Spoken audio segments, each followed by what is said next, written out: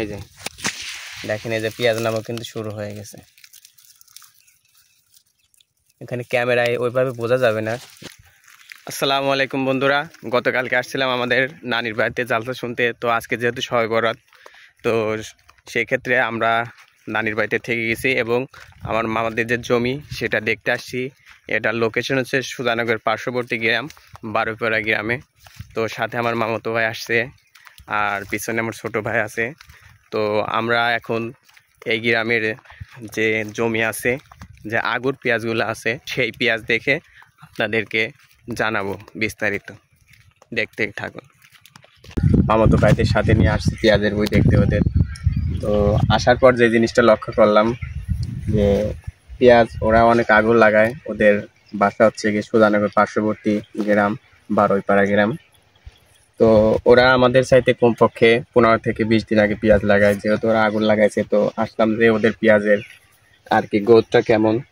তো এই বছরের যে আবহাওয়া অনুযায়ী কিন্তু যত প্রকার আমরা আর কি পার্পল প্লাস বা মাথা মারা রোগের জন্য যত প্রকার বিষই দিচ্ছি না কেন, পেঁয়াজের মাথার যে পোড়া এটা কিন্তু যাচ্ছে না। এই যে দেখেন, সাইড দিয়ে যত জমি আছে সব জমির পেঁয়াজের মাথায় কিন্তু লাল হয়ে আছে।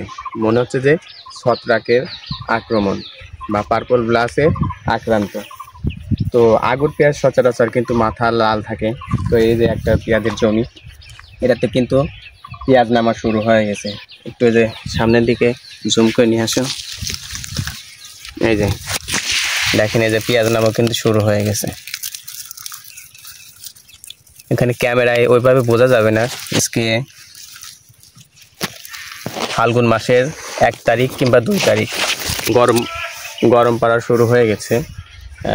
মাঘ মাস শেষ, এখন ফাল্গুন মাসের শুরু। এখন কিন্তু সমস্ত জমিতেই পেঁয়াজ নামা শুরু হয়ে যাবে। তো আমরা যারা আমাদের এলাকাতে পেঁয়াজ নাবি লাগাইছিলাম, যদি বৃষ্টি হয় আশা করি আগুরের তুলনায় পেঁয়াজ অনেক ভালো হবে। কিন্তু যদি বৃষ্টি না হয় তাহলে কিন্তু নাবি পেঁয়াজ সেটা তেমন একটা ফলন আসবে না। আগুর পেঁয়াজ সব সময় ভালো হয়। যেমন গ্রামীণ একটা প্রবাদ আছে, আগুরের টাগুর ভালো। আগুর সব সময় কিন্তু পেঁয়াজ ভালো হয়, তবে বৃষ্টি নামলে কিন্তু নাবি পেঁয়াজটা ভালো হয়। তো পেঁয়াজ দেখে অনেক ভালো লাগলো।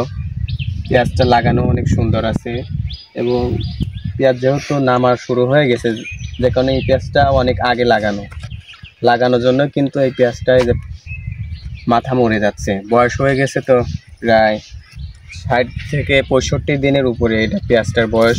এই যে দেখেন, আমি যদি পেঁয়াজের ভিতরে নামি, এই যে একটা পেঁয়াজ কিন্তু আমার মাজাতামাত, এই যে পেঁয়াজ কিন্তু মাজাতামাত হয়ে গেছে। তো এই পেঁয়াজ এত বড় হয়ে গেছে, এই রসটা যদি নিচে নামে অবশ্যই অনেক সুন্দর পেঁয়াজ হবে আশা করি।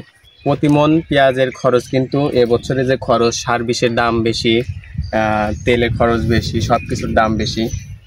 ধারণা করা যায় যে 1200 থেকে 1200 প্লাস একটা খরচ আসবে প্রতি মনে।